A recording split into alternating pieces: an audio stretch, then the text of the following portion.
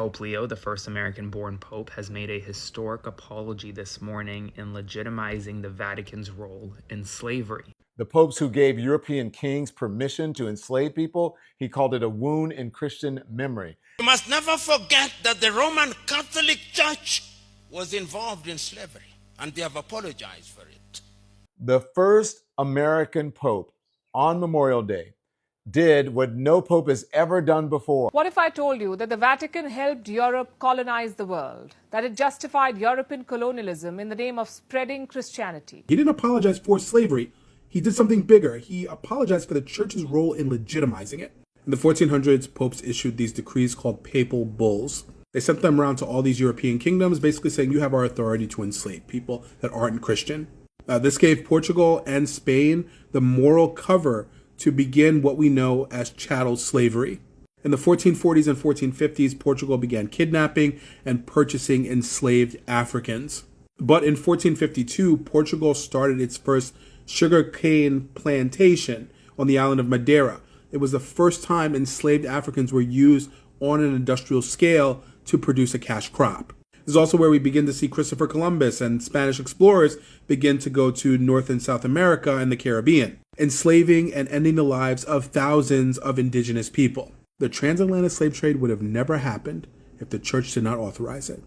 So the Pope said sorry, and many of y'all are thinking that that is nice. But what does that actually do for people who were hurt by slavery? For hundreds of years, the church had power, and real power. They could tell kings what to do. They could say what was right and what was wrong. And they used that power to say slavery was okay. They didn't just allow it. They said do it. They told Europe, do it. They gave permission. Now in 2026, they are apologizing. But apologizing for what? For telling Europe that they could enslave people? For making money off it? For holding onto that money all the time? Because here is the thing. When you apologize, you are supposed to fix what you broke. You're supposed to give back what you took. You are supposed to change. And the question is, did the church do any of that? So in this video, we're going to be breaking down what Black Americans are saying about this apology. We are going to discuss what the church did. And we are going to talk about what they should be doing now. So if you are really wondering what real accountability looks like,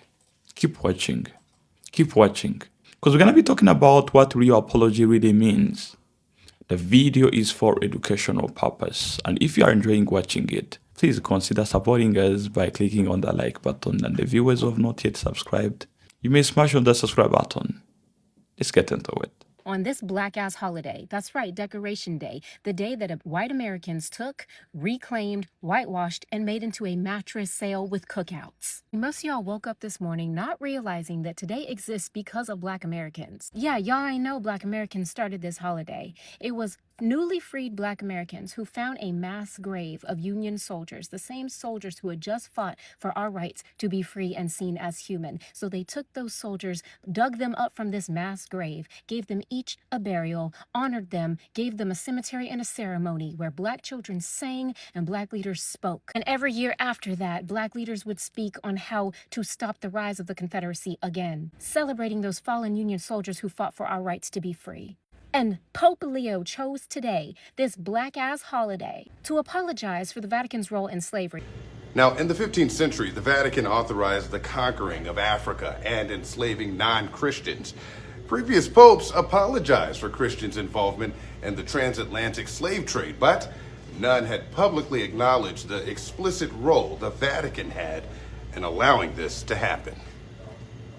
This is not a moral awakening. Most people hear Pope Leo XIV apologize for the Vatican's role in slavery and think that the Catholic Church finally grew a conscience. That's not what happened. Remember how back in March, 123 nations at the UN, led by the African Union, Black diaspora advocates, and reparations scholars, voted to declare chattel slavery the greatest crime against humanity? And now, 2 months later, Leo drops an apology in his first encyclical? That apology came after decades of Black Catholic scholars, activists, and organizers demanding the Vatican own its institutional role and culpability in the transatlantic slave trade. The Vatican didn't just look the other way. In 1452, Pope Nicholas V issued a document called the Dum Diversas, giving Portugal's king the religious and legal authority to invade Africa, seize land, and enslave anyone who wasn't Christian. 3 years later, he issued a follow-up that expanded that authority. 4 more popes renewed it. Those documents became the legal foundation for European colonialism across Africa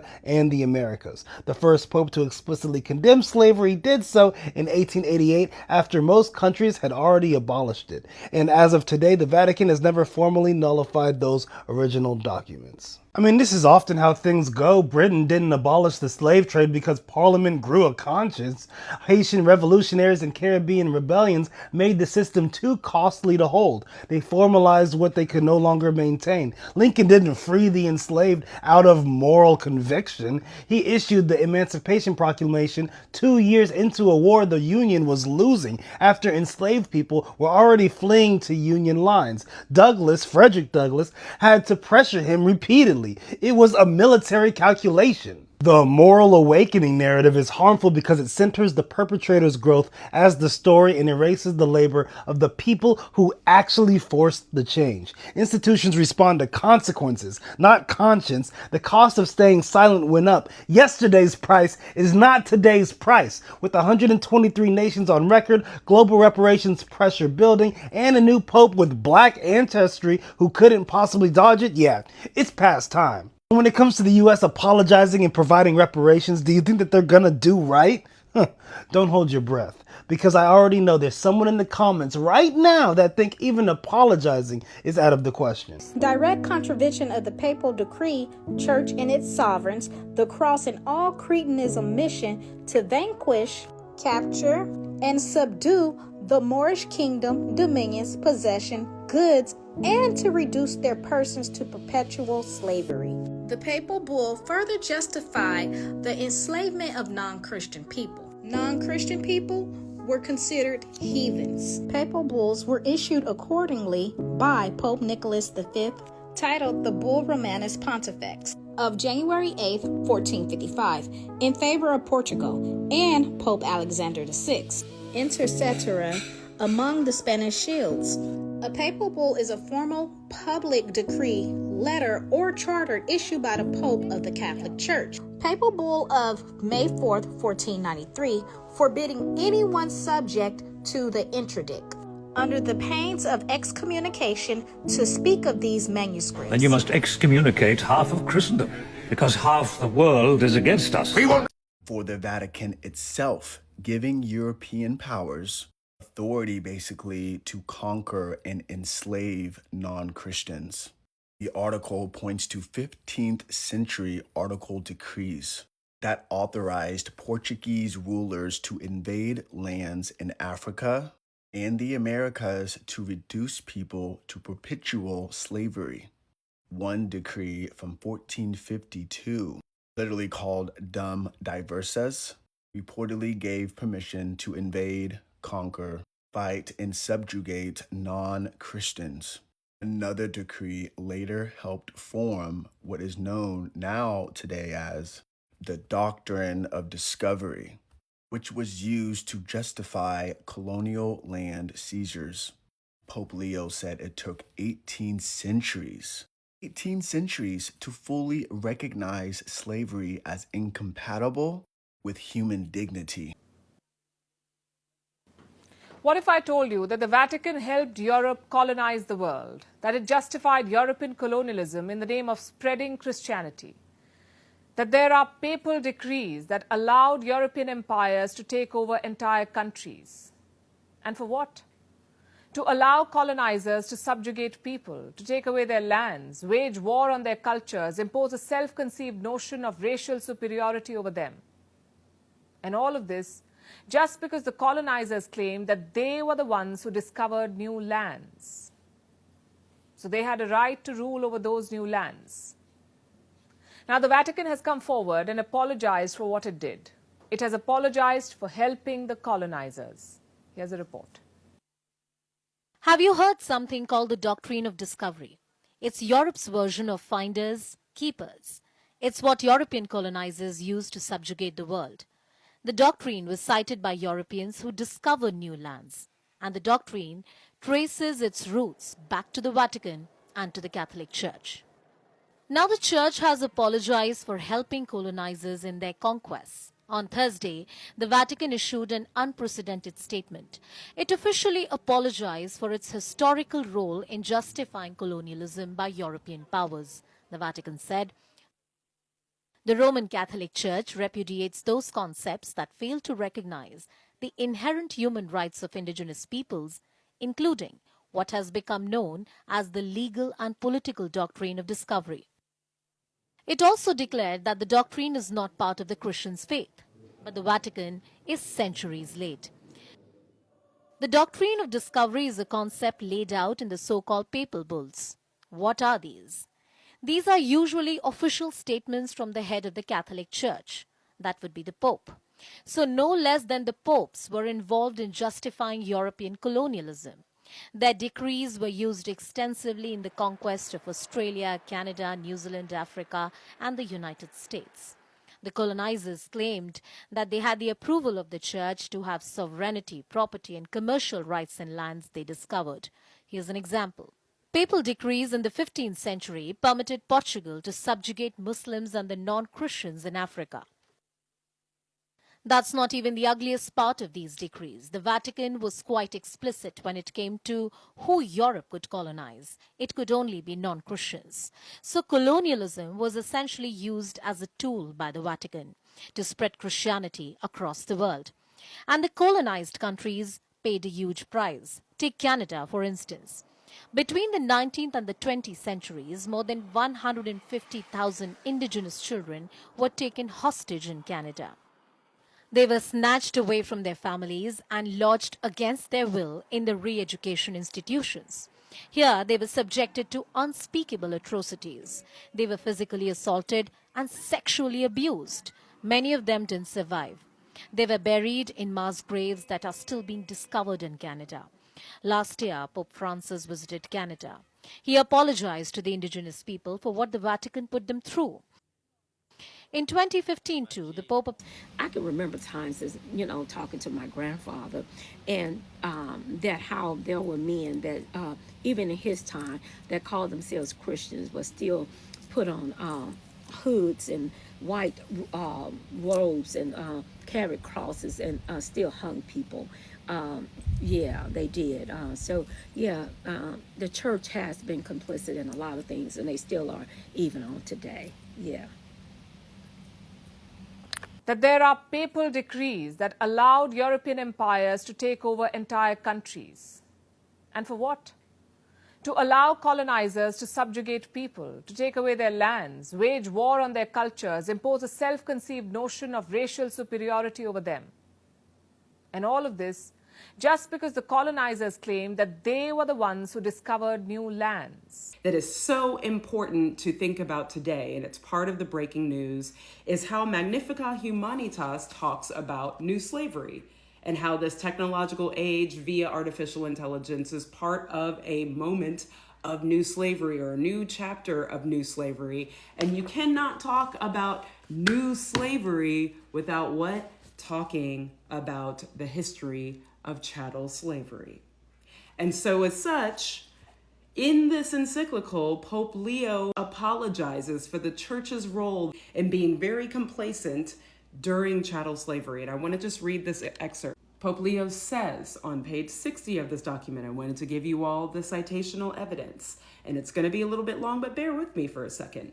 So he says, open quote, "In the development of her doctrine, the church has gradually come to a deeper awareness of the gravity of these issues being slavery or new slavery.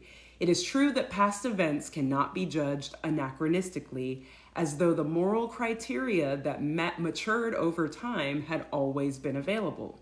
Yet neither can we deny or diminish the delay with which both society and the church came to denounce the scourge of slavery." In other words, church and the society took too damn long to denounce slavery. In antiquity and the Middle Ages, many individuals and even ecclesiastical institutions had slaves. Already in the early modern period, the Apostolic See of Rome, responding to requests from sovereigns, intervened several times in order to regulate and legitimize forms of subjugation and, in certain cases, the enslavement of infidels. So the church had its hands in chattel slavery, right? It was only in the 19th century that a formal, absolute, and universal condemnation of slavery was clearly articulated, notably under who? Pope Leo XIII. This development offers a clear example of the church's growth in understanding the perennial truths of revelation that she safeguards. Although there was not always consistency in practice, given that slavery was long tolerated before being unequivocally condemned, there has been a continuous affirmation throughout history of the dignity of every human being created in the image of God, even if it took 18 centuries for its full incompatibility with slavery to be explicitly recognized. So there, Pope Leo is like, human beings, Black and African people, are made in the image of God. Slavery is not compatible with according dignity and worth to those made in the image of God. And we fucked up, y'all. We fucked up. He continues, this constitutes a wound in Christian memory. It does, one from which we cannot consider ourselves detached. He is saying the church must be accountable and accept responsibility for dragging its damn feet for so long. It is impossible not to feel deep sorrow when contemplating the immense suffering and humiliation endured by so many, in stark contrast to the immeasurable dignity as persons infinitely loved by the Lord. For this, in the name of the church, I sincerely ask for pardon. For this, in the name of the church, I sincerely ask for pardon. Notice, this ain't got nothing to do with God. God did not condone slavery. Man, created in the image of God, distorting that very image, becoming egotistical, because friends, we always have to think about, is it ego or is it God? Often it's ego. Just because it's loud, it ain't God, right? And so this is why Pope Leo is saying, for this in the name of the church, this man-made institution carrying out religion as it sees fit, distorted interpretations that allowed slavery to happen for as long as it did. For this in the name of that church, I sincerely ask for pardon. And here's the last paragraph that I will read. This is why the memory of past complicity and blindness in the face of the injustice of slavery becomes a call to vigilance. What we have learned must be translated into discernment and responsibility in the present. If we want to avoid the need to ask for pardon again in the future for having failed to respect the treasure of human dignity that is required by our faith, it falls to us today to denounce clearly and firmly trafficking in its many forms, and together with all who are committed to this cause, to support concrete efforts of prevention, protection, liberation, and rehabilitation, close quote. So this is the big news of the day, of the weekend, possibly of the summer, coming out of Vatican City, that the church, via Pope Leo, has denounced its role in being complacent about the matters of slavery, which impinged on the human rights of Black and brown people. Because he even says, even today, colonialism assumes new forms. I know this document is gonna be lit. Why? Because Pope Leo is a Chicago-style pope, a spicy pope, one of the spiciest that we've had in some time. So I expect this to be a lot of hot fire. And what I'm probably gonna be doing is reading a chapter a day. This is 5 chapters. Yeah, 5 chapters. And then giving a little debrief. So for the Catholics or those who are nosy and interested in what the Catholics are doing, this is what I'm going to be doing over the next week, in addition to whatever else tickles my fancy. You get many of the popes who are in support of slavery thereafter. And it is not until 1888 when you have the first Pope Leo XIII, who says that slavery is condemned, that God loves all his children, including the Africans and the Americans. But in 1880, slavery around the modern world at that time frame, the Western world, and had already been abolished. So they were Johnny come lately to the party. They changed when the culture changed. You see, before that, the popes all had made these papal bulls based on what the culture was already doing, or they were establishing the culture themselves. Popes like Pope Gregory himself had slaves. So it was common for them to do whatever the culture was doing. But now Pope Leo the 14th has come out and said that they apologize. He's asking for those who are the descendants of those slaves, those who are the descendants of the colonization in Africa, to give them a pardon, to forgive them. You see, a pardon, it's an interesting word. You see, when you pardon someone, you say that, yes, you committed a crime, but I'm not going to punish you for the crime, nor do I seek any type of repayment from that crime. You're just pardoned. It's wiped away. It's a clean slate. Because, as he said, this is a stain in the memory of Christianity.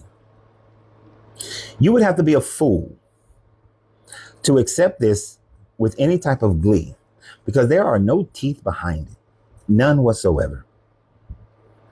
It reminds me of World War II. If you were to go do the research of the aftermath of World War II, then one of the things that you're going to find is the Conference of Jewish Material Claims Agency claims against Germany.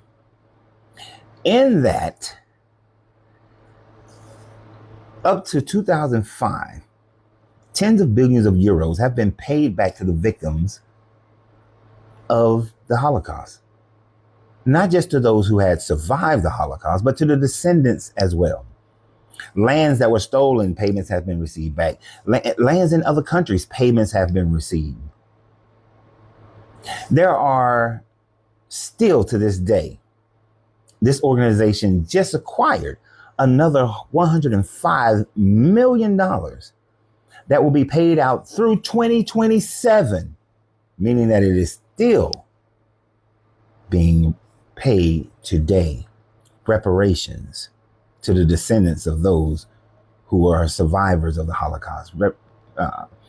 Reparations to those whose families were destroyed and whose society was devastated by the Holocaust.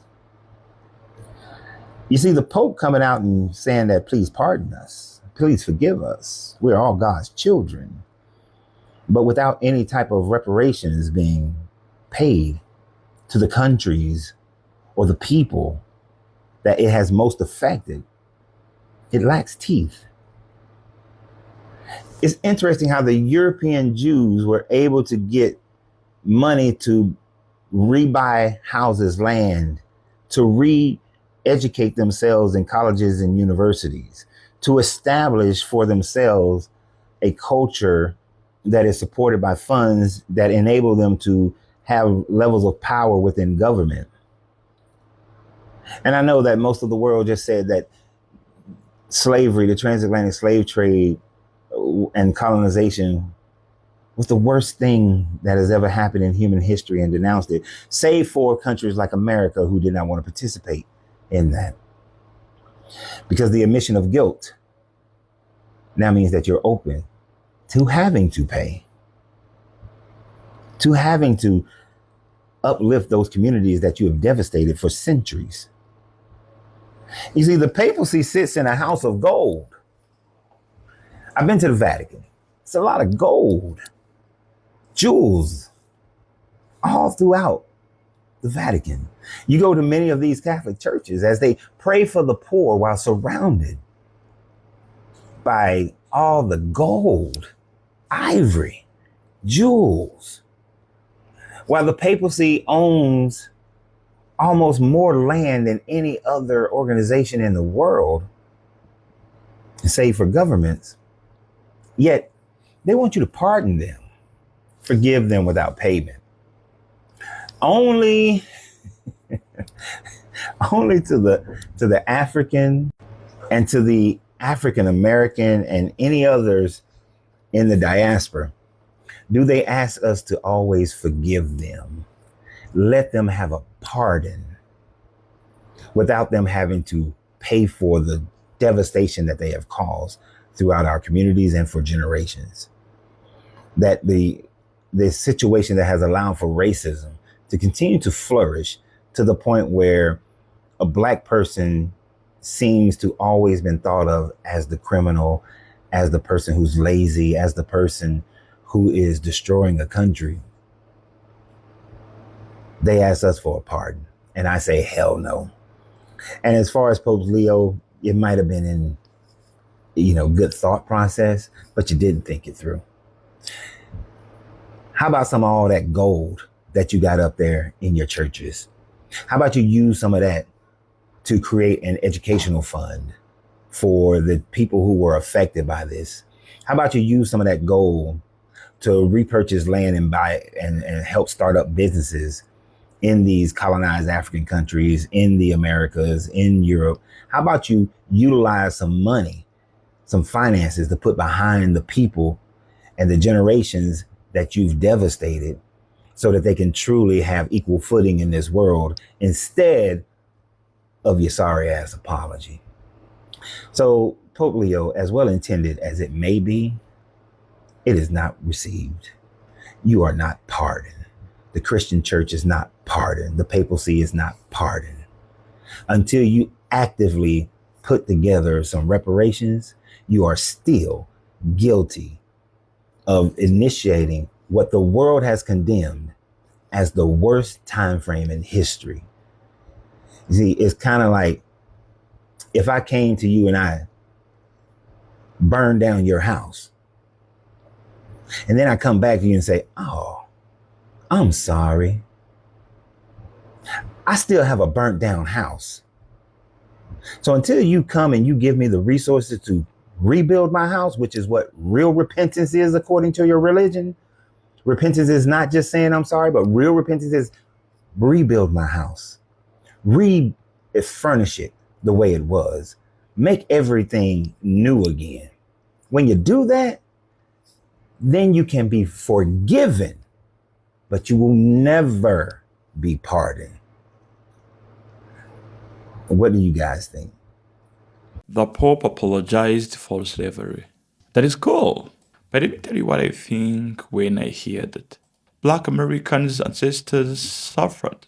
They were beaten, they were unalived, they were torn from their families. And now, hundreds years later, somebody is saying sorry. But sorry for what exactly? The church didn't just sit back and watch slavery happen. They told Europe it was okay to do it. They said God wanted this. They used the Bible to make people think it was right. And they made money from it. A lot of money. Slave traders gave money to the church. The church had land given to them from the people who enslaved others. When you think about all the money that came in, they got rich. They are still rich. They still have those buildings. Nobody gave it back. So when he says sorry, I'm thinking you still got the money. You still benefited. You still have power.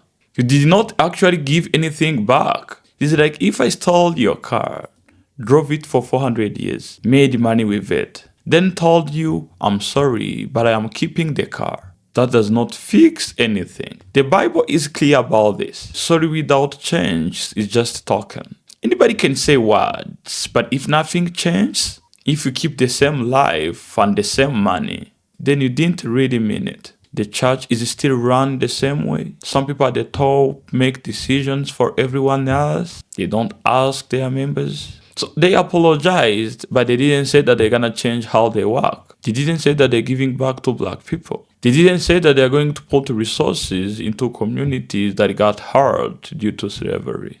It's like the apology that he gave does not cost the church anything.